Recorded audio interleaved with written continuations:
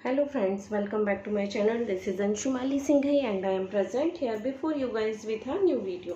तो फ्रेंड्स, ये आज का मेरा वीडियो जो स्कूल में ओरिएंटेशन हुआ है उसके ऊपर बेस्ड रहेगा।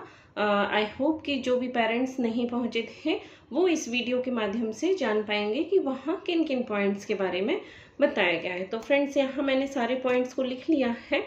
जो फर्स्ट नंबर से था वो टाइम टेबल के ऊपर था। पेरेंट्स कंफ्यूज रहते हैं कौन सी बुक्स भेजना है कौन सी नहीं भेजना है। तो वहाँ जो टीचर्स थी वो ये बोल रही थी कि आपका जो बुक्स मेन सब्जेक्ट जो रहते हैं 5 Hindi, English, maths, science and social science, उनके लिए तो आपको मैसेजेस किया जाएगा। फिर उसके बाद डायरी में डे मेंशन होता है कि किस डेट में कौन सा डे होगा। तो आपको उस डे का टाइम टेबल मैच करना है। जो भी अदर सब्जेक्ट होंगे वो बुक्स आपको भेजनी पड़ेंगी। ओके, सपोज और यहाँ उन्होंने फुल फॉर्म भी बताए थे। जैसे VED है तो इसका फुल फॉर्म वैल्यू एजुकेशन है। GK मीन्स जनरल नॉलेज है। HW मीन्स जो हिंदी राइटिंग की बुक है सुंदर सुलेख वो भेजनी पड़ेगी। EW मीन्स कर्सिव राइटिंग की बुक। जो कंप्यूटर TH है वो थ्योरी है और एक क्लास में कंप्यूटर प्रैक्टिकल है। जो स्टार डे होगा वो GPT होगा। इस दिन कोई भी इस पीरियड में कोई भी अदर बुक नहीं भेजनी होती है। GPT means general physical training होती है। ओके, तो इसमें वो बच्चों को म्यूजिकल ट्रेनिंग, फिजिकल एक्सरसाइज के हिसाब से कराते हैं। ओके, और उन्होंने ये भी बोला था कि हर वीक में एवरी वीक सैटरडे को स्टार डे होगा। ओके, तो इन के हिसाब से इनके अकॉर्डिंग हमें बच्चों का बैग लगाना है। सेकंड है how we will keep books in the bag. ये मैंने इसी में मेंशन कर दिया है कि इनका जो बैग लगाना है टाइम टेबल के हिसाब से वो किस तरह से लगाना है। ओके, इसके बाद उन्होंने PT1 जो जुलाई में होंगे, PT2 जो दिसंबर में होते हैं उनके बारे में बताया था। जो PT1 है वो 20 मार्क्स के होते हैं। 5 पेपर्स जो मेन पेपर होते हैं Hindi, English, maths, maths, science and social science, उनका 20 मार्क्स का पेपर होगा। 5 मार्क्स का स्किल टेस्ट होता है। ओके फ्रेंड्स, इसके बाद यही फॉर्मेट PT2 में होता है। 20 मार्क्स का जो 5 सब्जेक्ट होते हैं वो 5 पेपर्स होंगे और 5 मार्क्स के स्किल टेस्ट होंगे। Okay, half yearly and final exam जो होंगे वो 80 मार्क्स के होते हैं। उसके बाद स्किल टेस्ट के बारे में उन्होंने डिस्कशन किया था। तो आप चाहें तो स्किल टेस्ट का मैं यहाँ पर एलैबोरेट कर देती हूँ।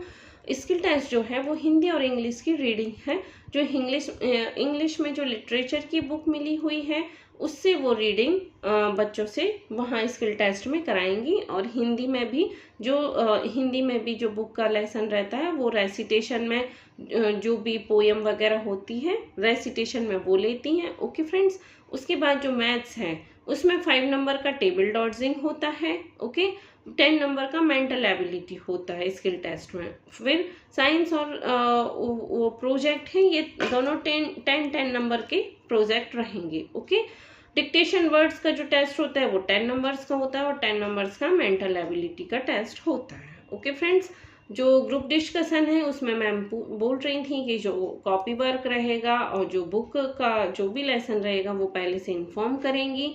तो ग्रुप डिस्कशन उसी लेसन के ऊपर बेस्ड होगा। वो बच्चों से वहाँ कोई भी क्वेश्चन पूछ सकती हैं। इसके लिए हमें उसको चैप्टर की रीडिंग प्लस जो बुक में जो एक्सरसाइज है कॉपी में क्वेश्चन आंसर वो सब तैयार कराने पड़ेंगे। ओके फ्रेंड्स,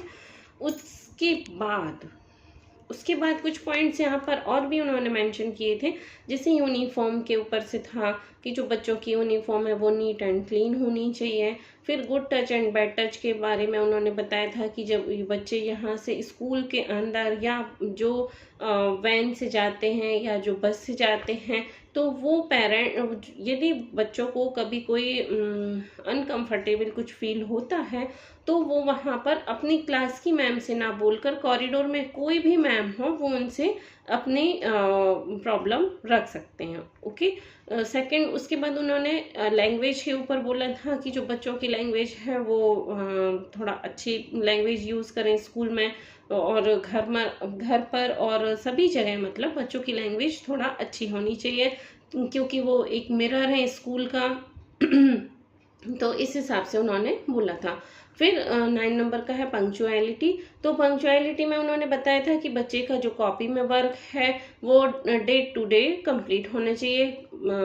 कुछ बच्चे जो हैं वो वर्क इनकम्प्लीट करते हैं, तो वहाँ पर कभी कभी मैम उनको बोलती हैं कि पेरेंट्स के सिग्नेचर होने चाहिए, तो वो मतलब वहाँ पेरेंट्स सिग्नेचर नहीं करते हैं। तो उस हिसाब से उन्होंने बोला था कि आपको अपने बच्चे का डेली वर्क चेक करना है, और ताकि वो टाइम पर अपना वर्क पूरा करे। ओके, और उसका वर्क क्लास में ही कंप्लीट होना चाहिए, ठीक है ना। क्लीनलीनेस उसका इसमें क्या है फ्रेंड्स कि उन्होंने ये बताया था कि बच्चे को क्लीनलीनेस के बारे में समझाना चाहिए, और जो अपने आसपास का सराउंडिंग है उसको, और अपना जो भी हमारा प्लेस है वो हमें क्लीन रखना चाहिए, इसके बारे में उन्होंने बताया था। ओके, नेक्स्ट है लंच। लंच के बारे में उन्होंने बोला था कि हेल्दी फूड होना चाहिए, जंक फूड नहीं होना चाहिए। और जैसे ममा लोग कर देती है, ममाज की कभी पूड़ी या जैम रख दिया, या कभी अचार पराठा रख दिया, तो उन्होंने बोला था कि नहीं, आपको प्रॉपर हेल्दी फूड में रोटी सब्जी ही भेजना चाहिए, जंक फूड मैगी वैगी को अवॉइड करना चाहिए। ओके, फिर उसके बाद इन्होंने बोला था पेरेंट्स का रिमार्क के बारे में, जो टीचर्स रिमार्क है जो डायरी में होता है मेंशन, उसके बारे में बोला था इन्होंने। यहाँ पर लीव की एप्लीकेशन के बारे में भी बोला था कि यदि जो 1 और 2 डेज की लीव होती है, तो वो डायरी में जो लीव वाला पोर्शन है वहाँ पर मेंशन कर दें।